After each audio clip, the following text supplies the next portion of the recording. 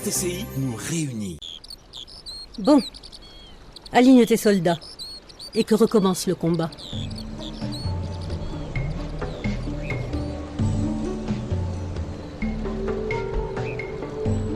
On raconte que l'imprécation de Jésia est pour quelque chose dans la facilité avec laquelle le nez prend froid et le gros orteil se cogne. Le jeu avait donc repris avec Jésia qui l'ouvrit. J'avance un pion. J'attaque avec celui-ci. Tu as oublié que le cavalier est là. Qui peut s'en donner à cœur joie? La reine le surveille. Le font aussi la tour et le fou. Mort est le fou. En danger à la reine. Mort et ce pion à toi. Et de t'arranger. Moi j'en prends 2. Ah, m'arranger, c'est désarticulé. À découvert est le roi. La tour descend en combat. Décime tes soldats. Impossible. Shérif ne peut pas perdre. Arrête, chérif. Du faible peut venir le malheur du puissant. Il n'y a plus d'espoir. Le roi est prisonnier dans son coin. Méfie-toi du faible quand il ne l'est plus, et du noble quand il devient corrompu. Je dois dire que c'est là une étrange partie. Mais est aimable la défaite quand te la fait subir un ami. Celui qui ne se venge a né son père. Il ne se compte parmi les gens libres et fiers. Tu l'as prise, ta revanche. Oui, je l'ai lavé l'affront. Et maintenant, le gage, Jésia. Ce que tu demandes te sera donné. Je demande que tu mettes à nu ton crâne. Pourquoi demandes-tu cela? Pour le plaisir de me faire souffrir, fille de Sadhan? J'ai vécu des années avec toi. T'ai donné une fille et un garçon, sans que jamais je n'ai vu ton crâne non couvert.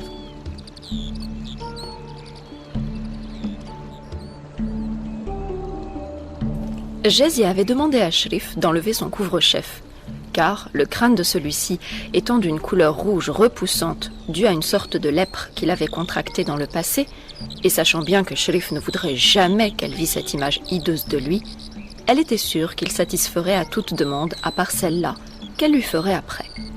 Et justement, voilà Shrif qui lui disait « Demande-moi autre chose. Je m'en tiens à ce gage. On le remplace par absolument ce que tu veux. Tu promets de tenir parole? Je le jure, sur mon honneur. Je demande de visiter les miens. Peux-tu demander autre chose? Jamais. Je me méfie de la ruse des femmes. L'homme qui se respecte ne cherche pas à se délier de son serment.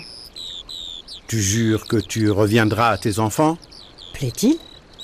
Quelle question, Shrif? Je n'aime pas cela. Mais alors pas du tout. Par Allah, je jure, et sur la tête de mes enfants, que je reviendrai chez moi. Que Dieu alors t'ait en sa garde. Des domestiques t'accompagneront jusqu'à tes parents. Puis-je prendre avec moi cet enfant?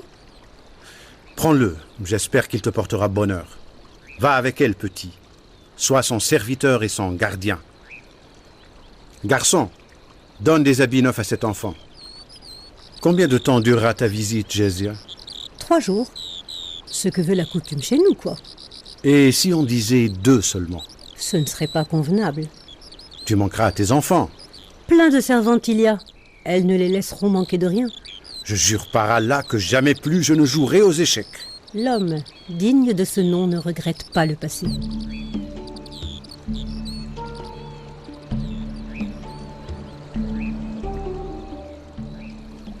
Au palais qu'elle avait regagné avec Shrif, Jésia se mit à se préparer pour la visite qu'elle allait faire à ses parents, sans oublier les cadeaux qu'elle allait donner aux enfants et aux amis.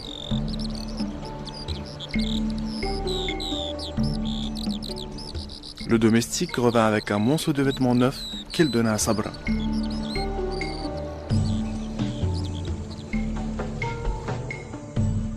La ruse de Jésia.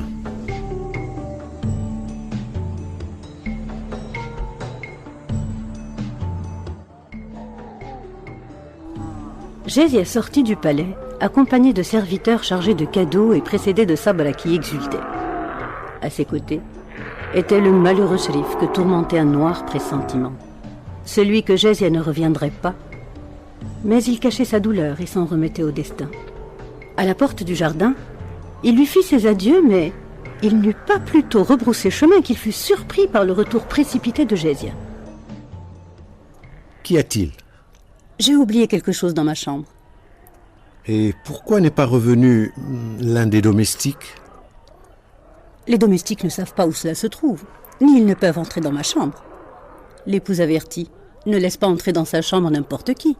Je ne suis pas tranquille. Son retour cache quelques secrets. Tu sembles tout hagard. Et qu'est-ce que tu marmonnais?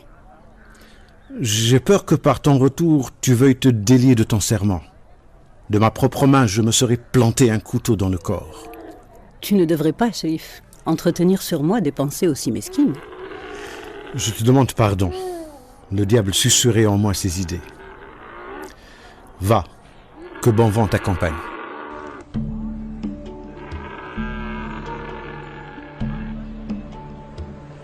Sharif, homme intelligent, avait tout à fait raison.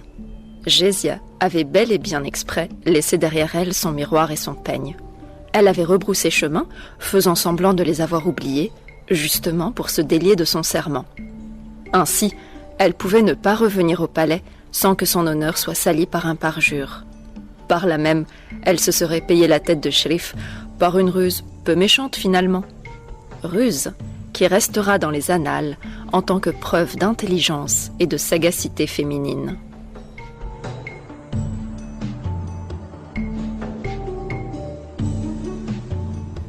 Ayant pris son miroir et son peigne, Jésia sortit un sourire de victoire sur les lèvres, et tandis que de nouveau Sharif lui disait au revoir, s'éloigna à grands pas avec ses accompagnateurs pour rejoindre les siens.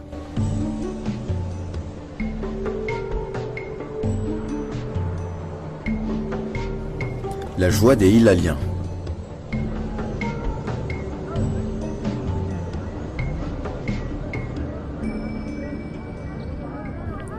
Dès que le cortège de Jésia apparut à l'entrée du camp des Beni Hillel, il fut la cible de tous les regards. À la tête du cortège, il y avait Sabra qui, dans ses vêtements en soie tout neufs, manifestait sa joie par de grands gestes des deux mains. « Voilà Jésia, habitant du camp !» Fusèrent alors les you-you des femmes et les cris de bienvenue des hommes, puis tous ensemble ils coururent vers elle, manifestant bruyamment leur joie à la revoir. Dès son arrivée à la tente de son frère, Jésia congédia les domestiques qui l'accompagnaient et demanda à Tarif, le fils de son frère Hassan, où était son père.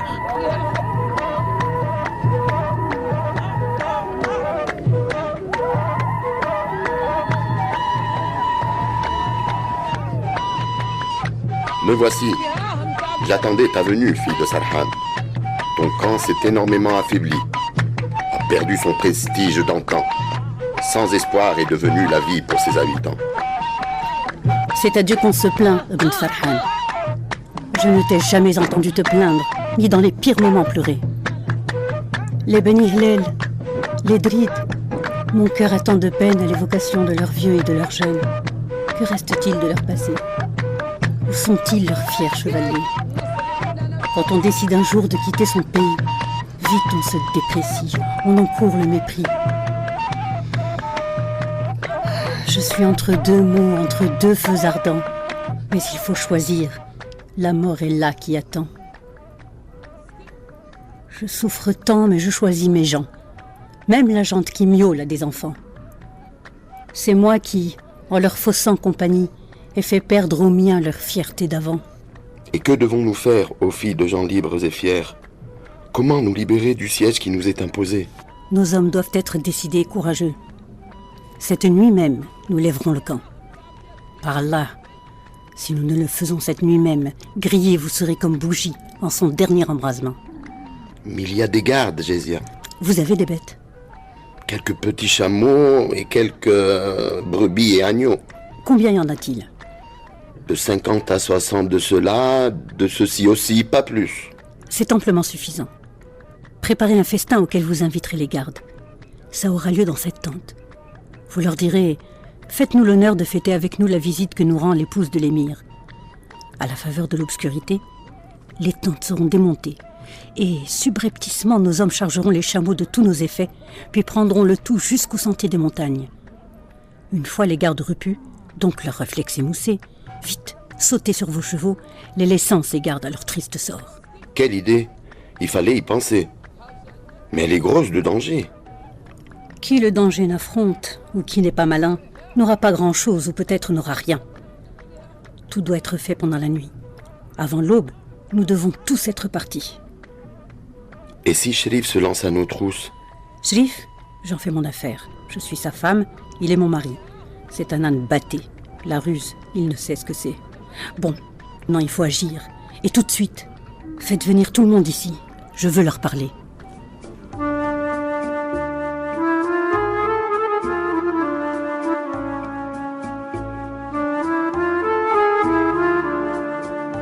RTCI vous a présenté El Jezia Lehlaliya de Mohamed Marzouki dans une traduction de Anwar Atiyah, édité par la maison Sahar.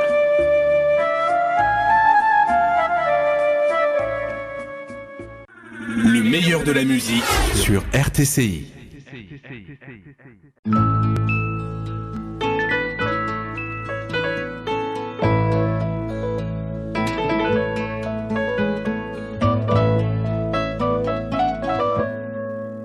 Oh, very young, what will you leave us this time? You're only dancing on this earth for a short while.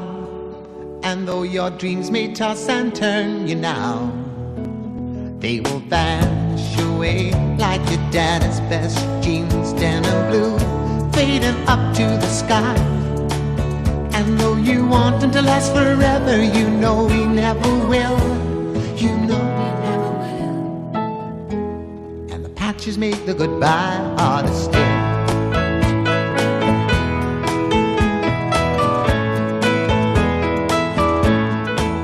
Oh, very young, what will you leave us this time? There'll never be a better chance to change your mind. And if you want this world to see better days, will you carry the words of love with you? Will you ride the great white bird into heaven?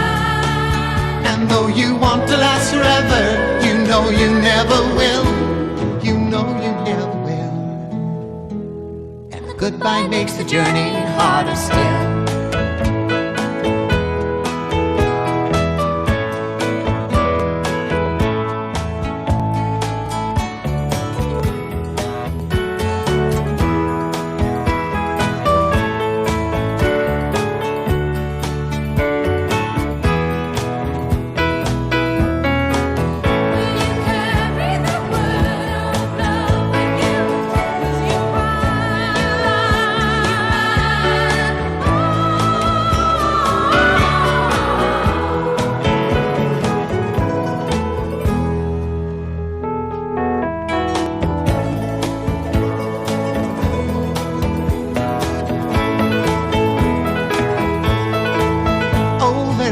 What will you leave us this time? You're only dancing on this earth for a short while. Oh, very young, what will you leave us this time?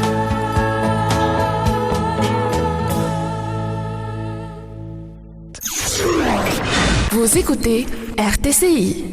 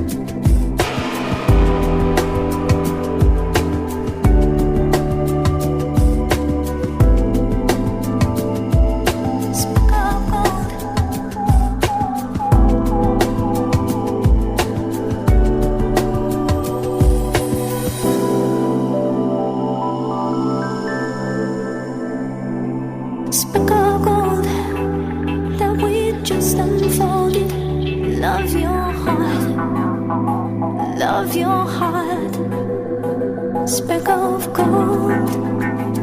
Everyone hold our son, but me.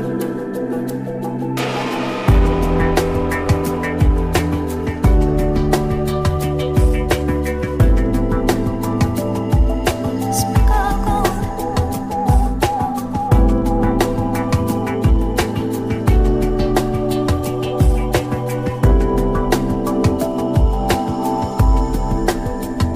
Speck of dust on our sun, shade our world, shade our world.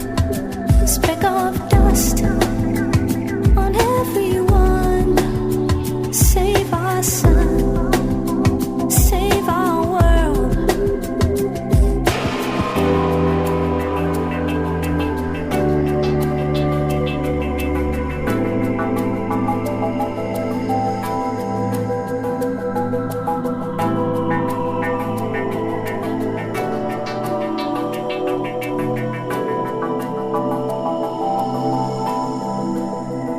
Speck of dust on our sun, shade our world, shade our world.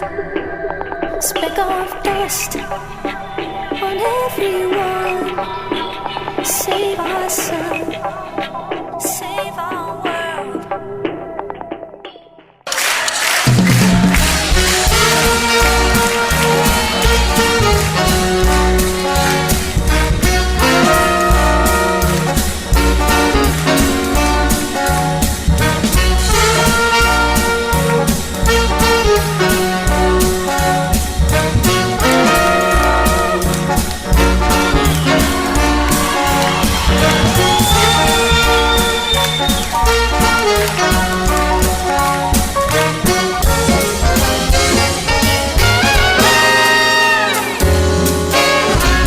Je marche dans la ville, tout me paraît hostile. Pas un regard, pas même un geste. Alors je désespère, je cherche une lumière, mais ton sourire vient me sauver. Tant qu'il y aura des femmes, le monde aura une âme, et l'amour sera le premier. Tant qu'il y aura une femme pour réchauffer mon âme et me montrer la vérité.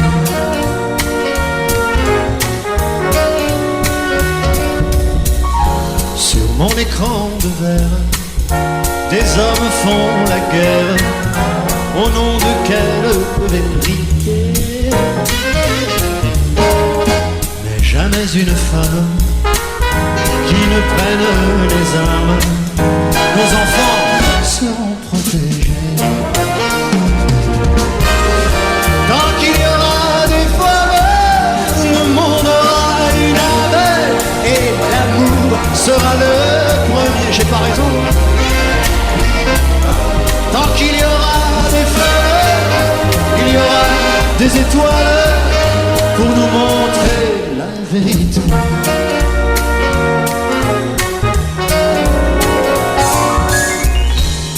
Vous allez laisser faire, tout est à refaire.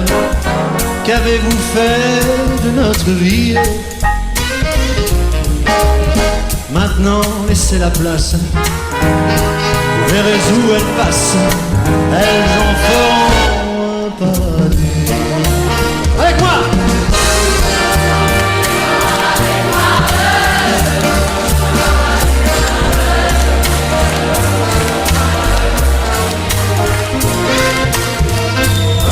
J'ai besoin d'une femme pour réchauffer mon âme et me montrer la vérité.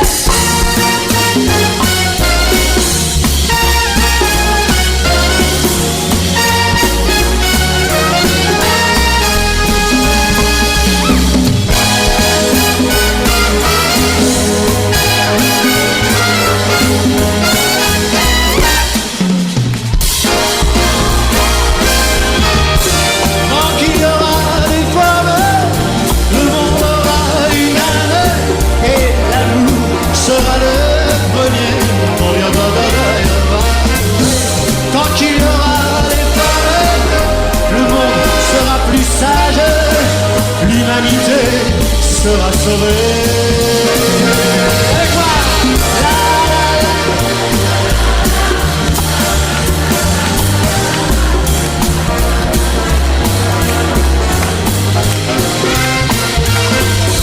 Tant qu'il y aura une femme, j'aurai envie de croire que l'amour sera le mien.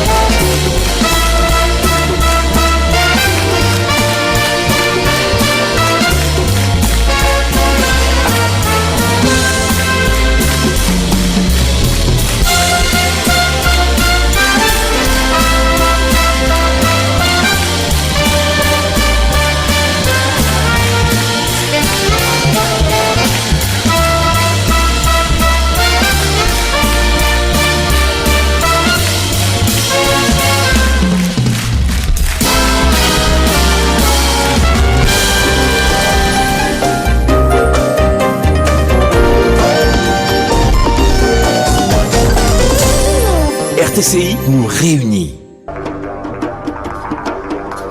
Santé pour tous.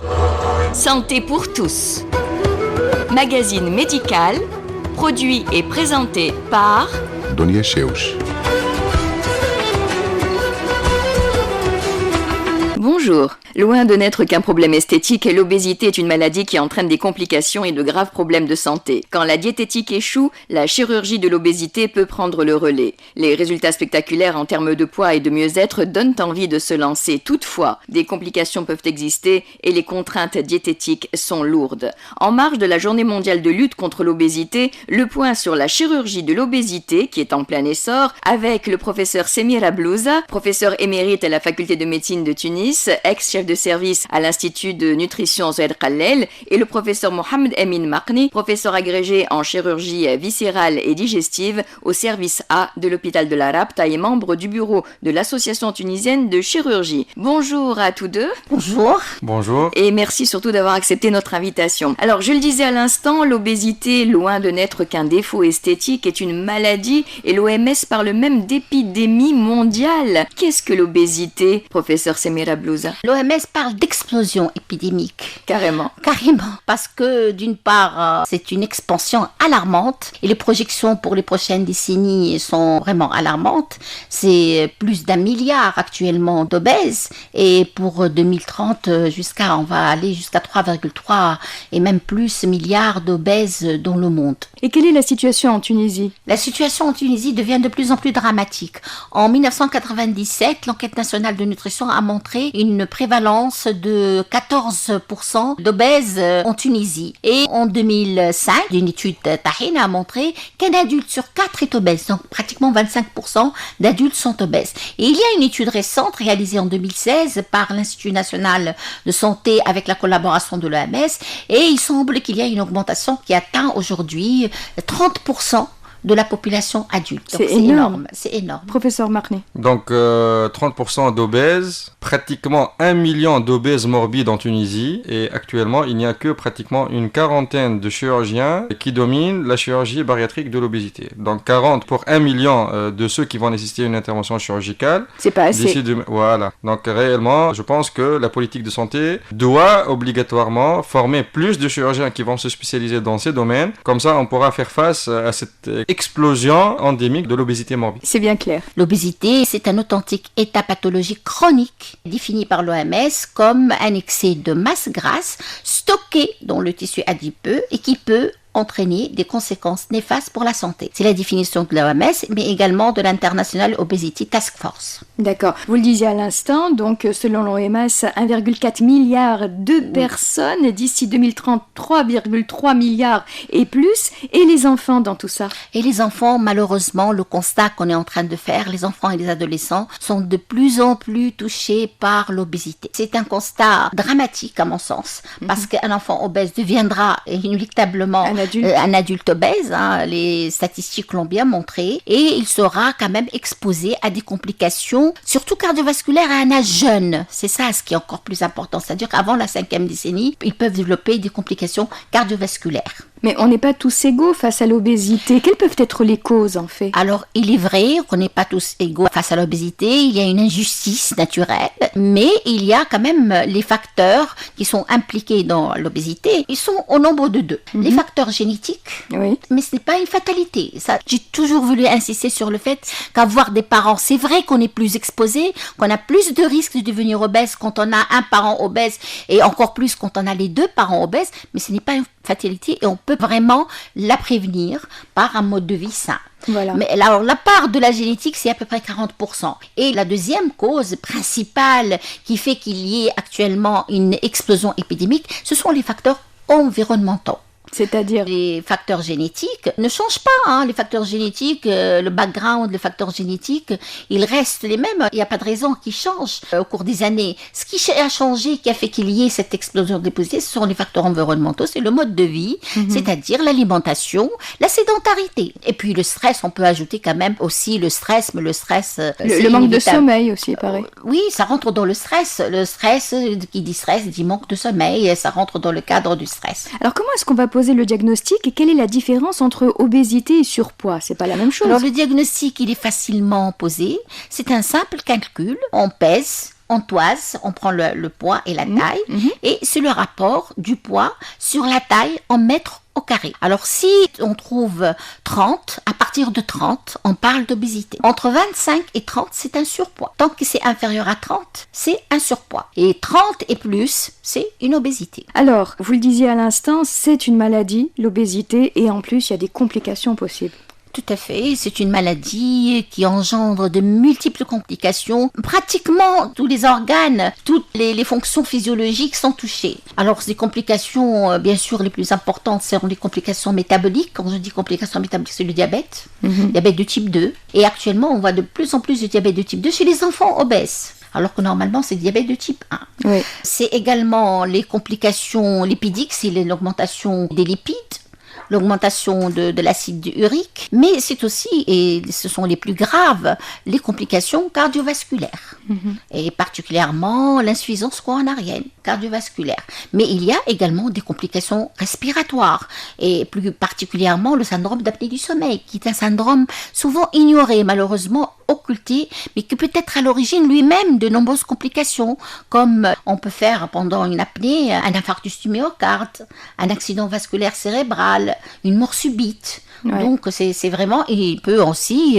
à lui seul, le syndrome d'apnée du sommeil, il peut également être responsable d'hypertension artérielle et de diabète. Professeur Mohamed Amin Makni, vous qui êtes chirurgien viscéral et digestif, comme on dit, c'est votre spécialité, il y a des patients qui se présentent à vous pour vous demander comme cela de procéder sur eux à une chirurgie bariatrique. Et là, vous prenez des précautions. C'est pas tout le monde à qui vous allez donner le feu vert et que vous allez dire ok, on va y aller. Vous tenez compte de ces complications? Oui, tout à fait. Bon, avant, j'aimerais bien dire que je suis vraiment honoré aujourd'hui d'être en présence de professeur Blouza qui m'a enseigné à la faculté de médecine de Tunis. Et d'ailleurs, le cours qu'elle m'a enseigné, c'était l'obésité.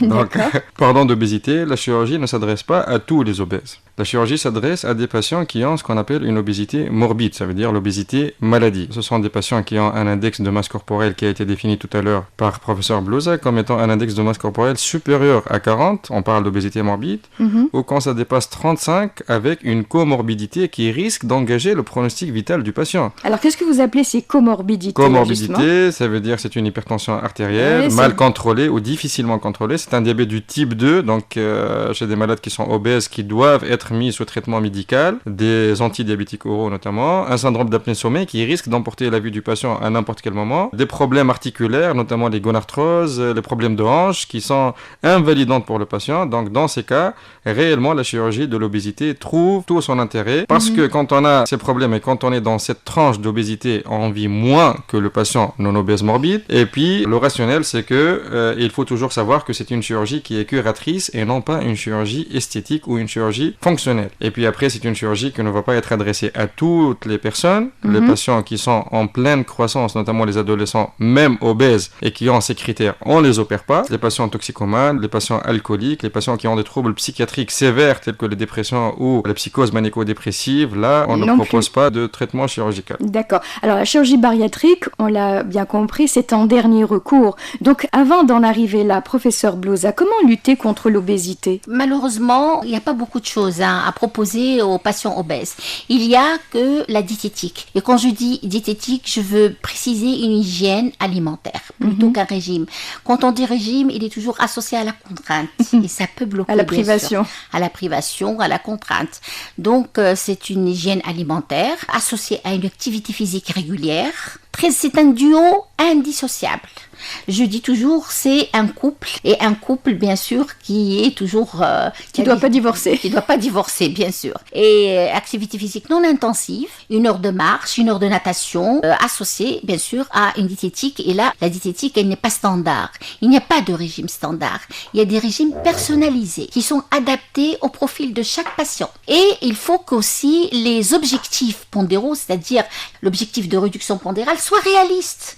Il ne faut pas faire miroiter à l'obèse qu'on va le rendre mince et qu'on va perdre 20 kilos en 15 jours. 30 kilos, comme parfois d'ailleurs certains de nos confrères leur demandent, surtout les orthopédistes, les rhumatologues, il faut perdre, parce qu'ils ont des gonarthroses, comme vient de le dire mon cher élève, et je suis ravie d'avoir devant moi mes élèves et de faire le constat de leur progression dans leur carrière. On a montré, les études ont montré que quand on réduit même de 5%, il y a un bénéfice pour la santé en termes de réduction, d'amélioration des complications d'obésité. Et en dehors des complications que je viens de citer, Dr Makni vient de citer les complications mécaniques, mais il y a aussi des complications digestives comme le reflux, comme la stéatose hépatique, comme la lithiase vésiculaire. Il y a aussi chez la femme, et ça c'est très important et je voudrais quand même aujourd'hui le souligner, on peut avoir le syndrome d'ovaire polykystique et l'infertilité chez la femme par l'obésité. Donc vous voyez que... Surtout ne pas faire miroiter aux gens qui vont perdre par un régime 20 à 30 kilos très rapidement. À leur idéal minceur.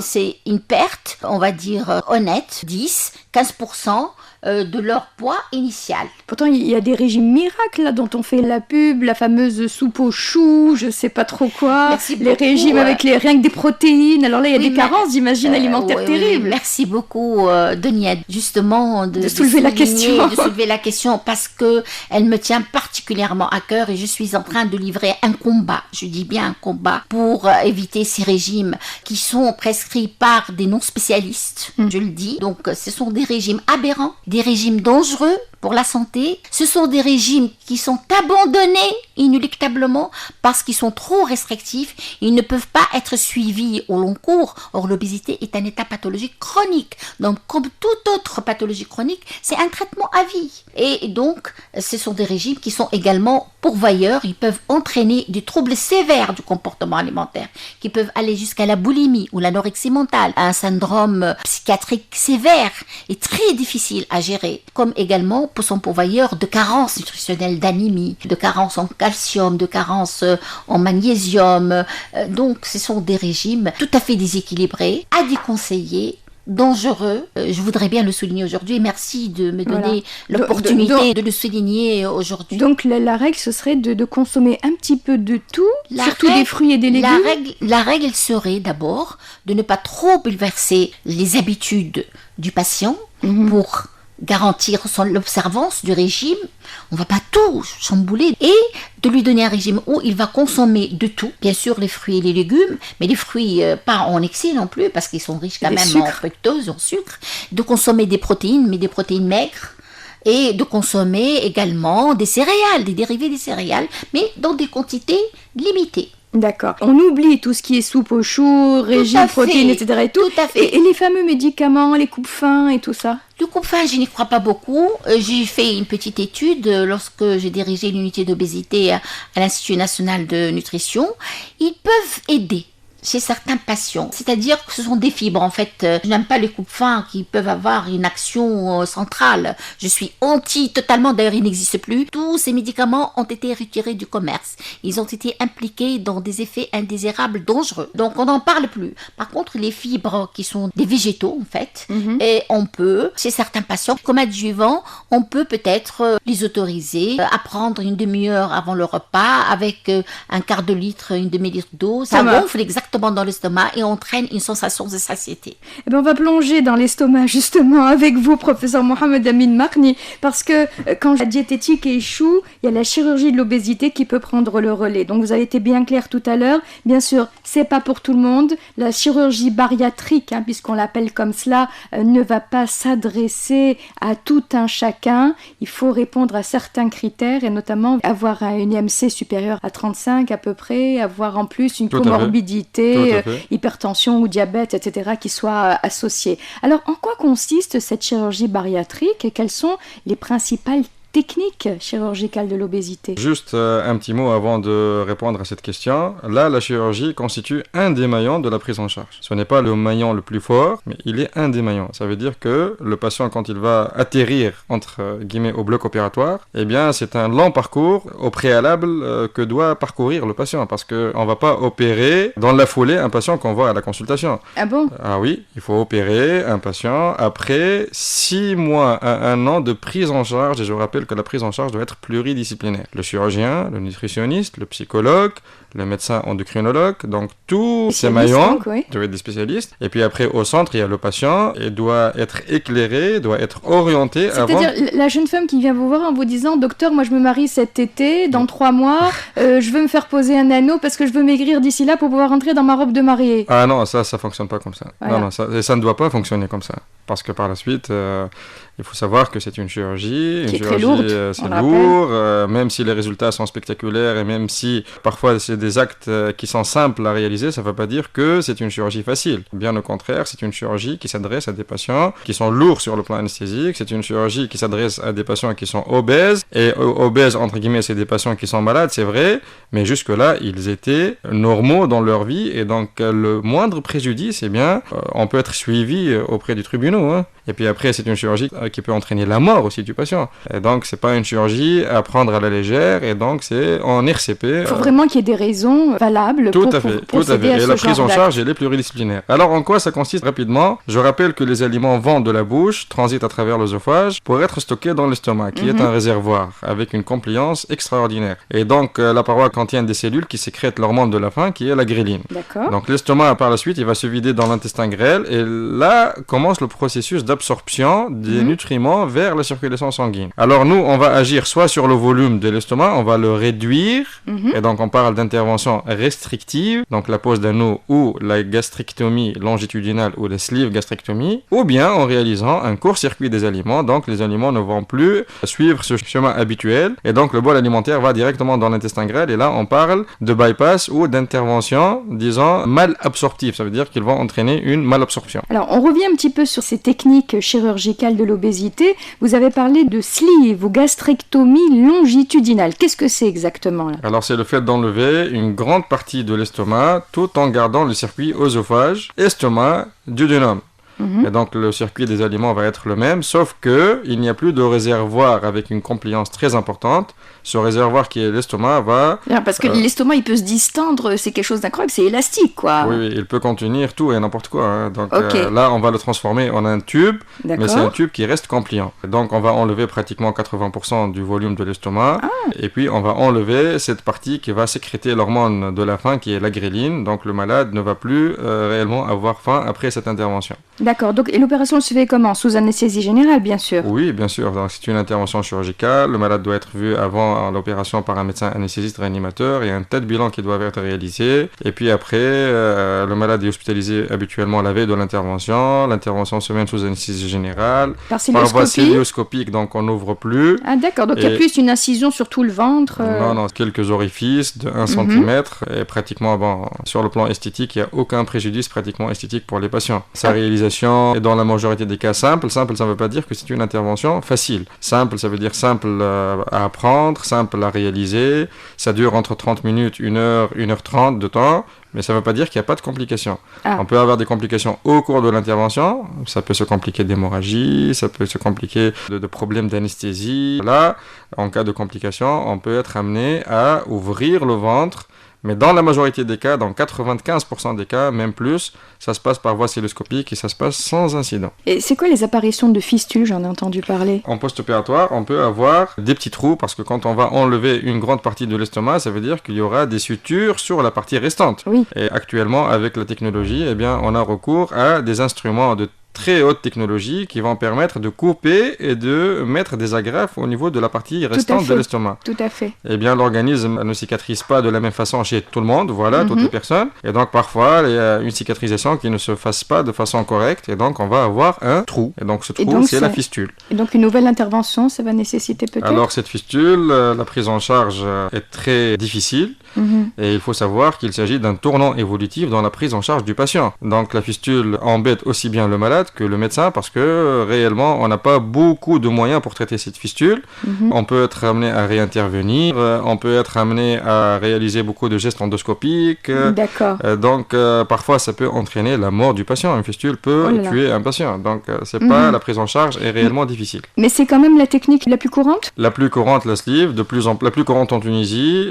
En France ou aux États-Unis, c'est moitié-moitié, moitié sleeve, moitié bypass. Alors le bypass, parlons-en. Le bypass gastrique, qu'est-ce que c'est? Bon, rapidement. Juste un mot pour la sleeve. Bon, le taux de fistule, il est de pratiquement 1%. Hein, ça veut dire. D'accord. C'est pas si fréquent que ça. C'est pas 1%. Fréquent, mais ça existe. Il faut que les gens aient l'état à l'esprit. Tout à fait. Alors le bypass gastrique, qu'est-ce que c'est? C'est un court-circuit des aliments. Dès qu'ils arrivent au niveau de l'estomac, ils vont être court-circuités rapidement vers la partie de l'intestin, mais pas la partie initiale, là où il y a la plus grande partie, disons, taux d'absorption des nutriments. Ça veut dire que en fonction de l'anse qu'on va réaliser, eh bien, on va court-circuiter entre 50 cm et 2 mètres d'intestin. Oui, d'accord. Et donc, le choix de cette distance, de cette longueur, dépend du BMI du patient. Donc, plus le patient est obèse, plus cette longueur sera importante. Donc, vous mettez hors circuit, on simplifie, une grosse partie de l'estomac. Tout à fait. Et là, il y a une bonne partie des nutriments qui ne vont plus être assimilés. Non. Donc, dès qu'ils arrivent au niveau de l'estomac, aussitôt sont dans l'estomac, ils vont directement dans l'intestin en court-circuitant une grande partie de l'estomac, le duodénum, et entre 50 cm et 2 mètres d'intestin grêle. J'imagine que c'est l'opération chirurgicale, la technicité est plus difficile que la sleeve. Elle est plus difficile à réaliser, elle est d'apprentissage plus difficile, elle est plus coûteuse, et donc ça nécessite une certaine expertise en cellullochirurgie, avec une courbe d'apprentissage qui est plus longue. Mais réellement, elle est facilitée par la technologie et par le matériel dont on dispose actuellement. D'accord. Alors il reste ce fameux anneau gastrique dont tout le monde parle, que tout le monde connaît, où on l'appelle aussi la gastroplastie par anneau ajustable. Alors là, comment ça marche ce truc-là? Bon, l'anneau, c'est vrai qu'il y avait début des années 2000, il a connu un essor considérable et il a gagné la sympathie de tous les chirurgiens et de tous les patients pratiquement. Alors ça consiste en quoi? C'est la réduction du volume de l'estomac par un corps étranger. Et là, j'insiste sur le mot corps étranger. Ça veut dire que les gens sont embêtés. La majorité des complications proviennent du fait que c'est un corps étranger. Ah, il y a des complications. Bien sûr. Donc l'anneau va réduire le volume de l'estomac. La perte de poids peut être rapide au début, mais à moyen et à long terme, ça n'a pas démontré son efficacité. Eh bien, les gens reprennent du poids à 5 ans, à 6 ans, à 10 ans. Et donc, à moyen et à long terme, l'anneau gastrique n'est pas réellement efficace. Donc l'estomac, là, il va se trouver séparé en 2 parties, mais on peut le retirer, on peut le bouger? On peut le gonfler. Donc l'avantage majeur est la facilité d'abord avec laquelle on peut réaliser cette intervention. Ceci, on le répète, ça ne veut pas dire intervention facile et sans risque. Oui. Et puis après, alors le fait de réduire le volume de l'estomac va entraîner une certaine réduction du volume de l'estomac et donc le patient n'a plus réellement envie de manger. Mais le problème, c'est que l'existence de ce corps étranger peut être à l'origine de certaines complications infectieuses qui sont à l'origine d'échecs de la technique. Et donc l'anneau peut migrer dans l'estomac, l'anneau peut migrer vers l'œsophage, il peut descendre vers l'estomac et puis il peut être à l'origine de tout un tas de complications infectieuses. Et puis après, même sur le plan psychologique, le patient, quand il a un corps étranger chirurgie à l'intérieur, et bien après quelques années, il va vous dire enlevez-moi s'il vous plaît mon anneau, j'en ai plus besoin, il m'embête. D'accord. Bon, on a fait un petit peu un tour d'horizon comme ça de ces différentes techniques. Merci, professeur Marc, et on y voit plus clair. On a vu aussi qu'il y a des complications pour le bypass gastrique. Par exemple, il y avait en plus les carences nutritionnelles qui sont multiples. Alors donc, on en vient déjà presque à la fin de l'émission. Moi, j'aimerais dire qu'il y a des complications. Donc, c'est encore une décision qui n'est pas à prendre à la légère. Et là encore, le dossier du patient doit être discuté, j'imagine, au sein de tout un staff. Tout à fait. Alors, les complications, mis à part les complications à court terme que nous avons déjà détaillées, les hémorragies, les abcès, les fistules, les complications à long terme sont essentiellement représentées par la récidive de l'obésité.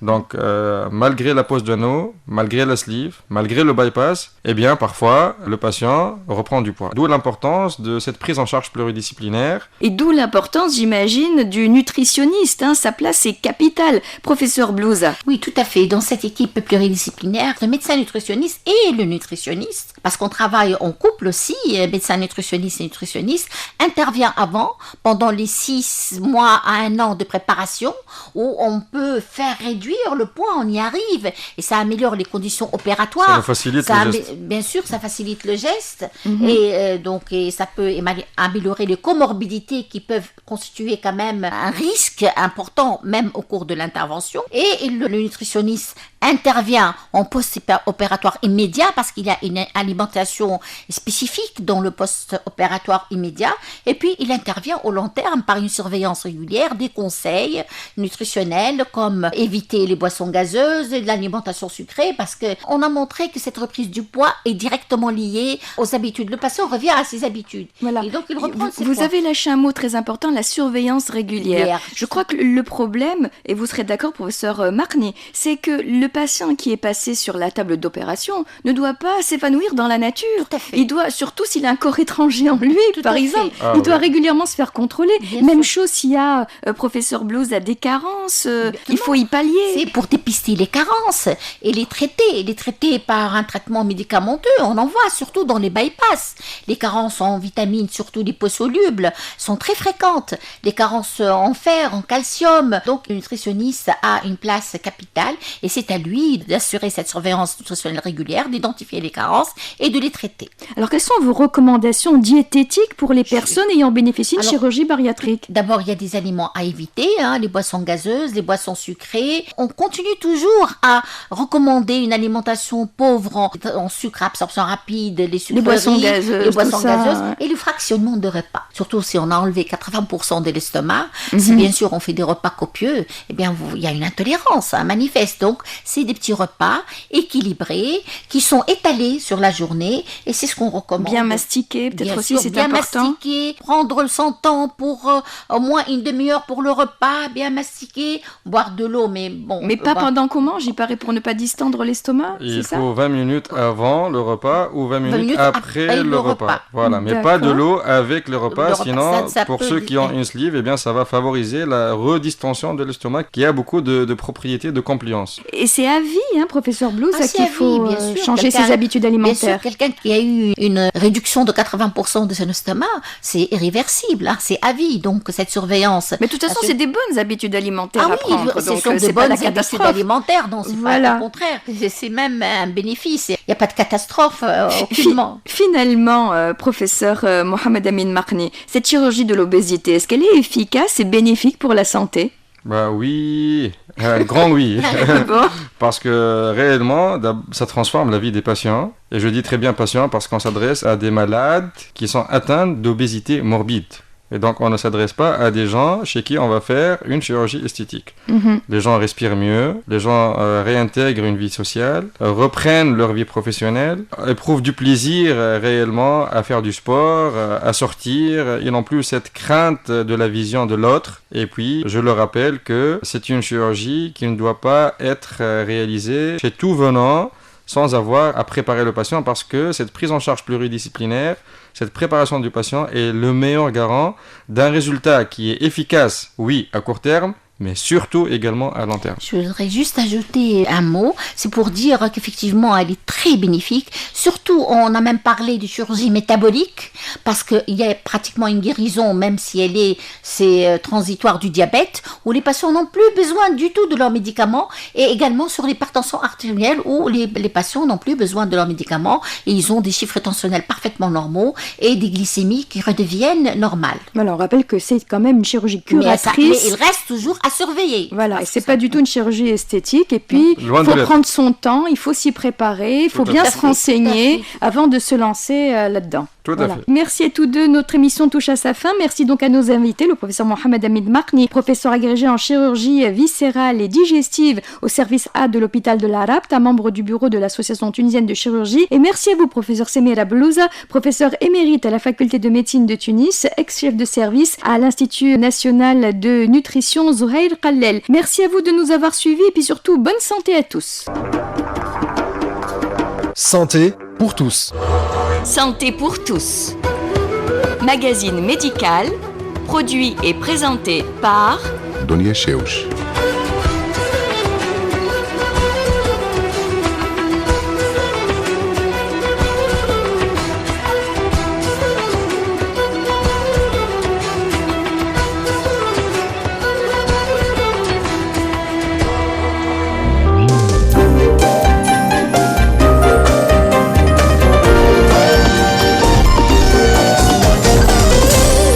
RTCI nous réunit.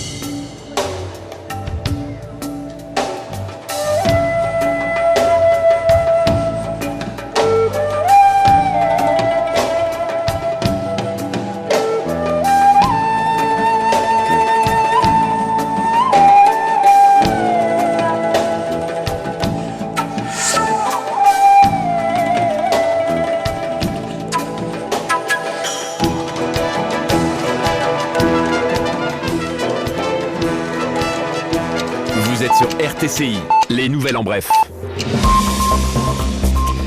Bonjour à tous. Les sit-iners à Tataouine et Kbeli ont fini par bloquer la production de pétrole et de gaz dans les deux gouvernorats. Les pompes sont désormais à l'arrêt et le gouvernement met en garde contre les répercussions directes de cette situation sur l'économie nationale. Le ministère public ordonne l'ouverture d'une instruction judiciaire concernant les déclarations de la députée de Nidetoun, Sabrine Goubantini, déclaration qui concerne la sûreté de l'État et la sécurité nationale. Nidetoun s'annonce qu'il poursuivra en justice Sabrine Goubantini et décide de geler son adhésion au parti, et la députée dénonce une purge politique au sein du mouvement. Le projet de loi fixant les dispositions exceptionnelles de départ à la retraite anticipée adopté en commission à l'ARP et l'UGTT affirment rejeter le texte dans sa version actuelle. Dans le monde, la Chine, premier pollueur mondial, a promis aujourd'hui d'appliquer l'accord de Paris sur le climat au lendemain du retrait des États-Unis annoncé par le président Donald Trump. Football, l'Espérance sportive de Tunis et l'Étoile du Sahel tenteront de franchir un grand pas vers les quarts de finale de la Ligue des champions d'Afrique. L'Espérance affronte ce soir à partir de 19h les Sud-Africains de Mamelodi Sundowns, le tenant du titre. L'Étoile, elle, reçoit à Sousse à partir de 22h45 la formation soudanaise d'El Hilal pour le compte de la 3e journée de la phase des groupes. Fin de ce flash, prochain rendez-vous à 11h pour un nouveau point de l'actualité. RTCI, un regard différent sur l'actualité. Une approche de proximité, reportage, interview, compte-rendu. La Tunisie bouge, nous sommes à l'écoute.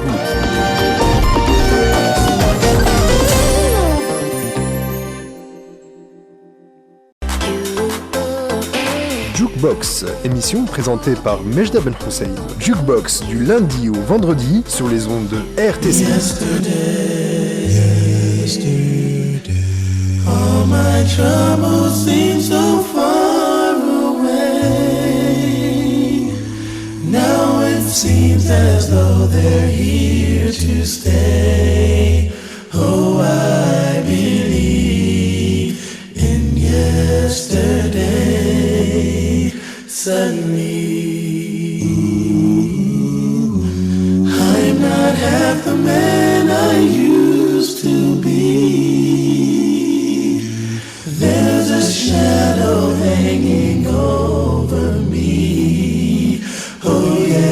yesterday came suddenly. Why she had to go, I don't know. She wouldn't say. She wouldn't say. She wouldn't say.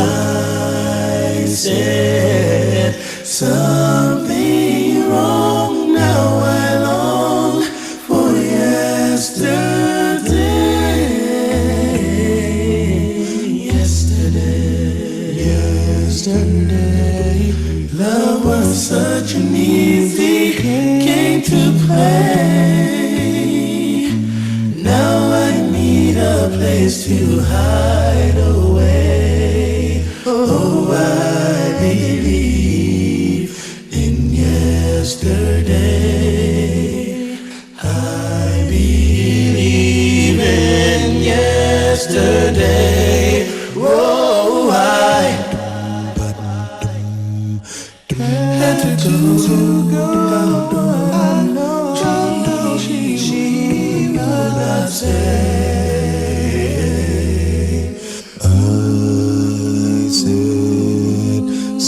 I said something wrong. Not long for yesterday.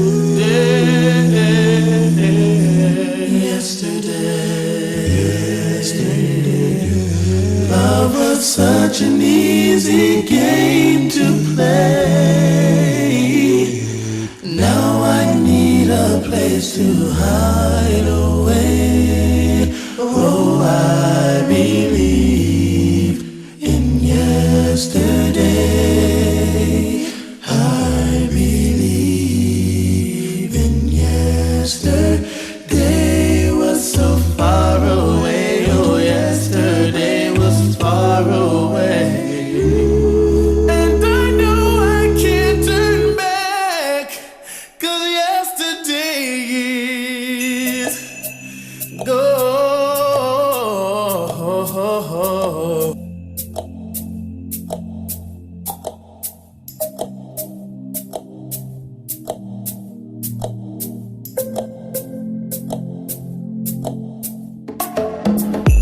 Bonjour, bienvenue à vous. Tout de suite, c'est Jukebox qui démarre sur RTCI Radio Tunis, chaîne internationale.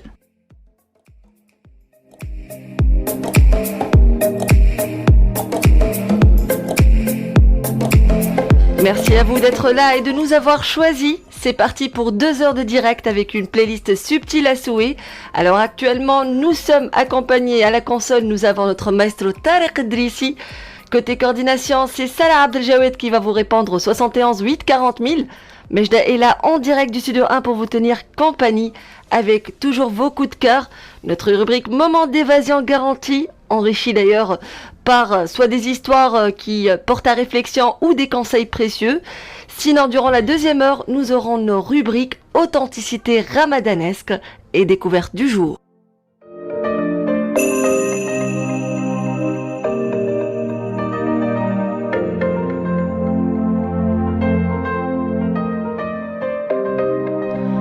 Et sans plus tarder, place à nos chansons françaises indémodables. Je reviens te chercher, suivi de Vous permettez, monsieur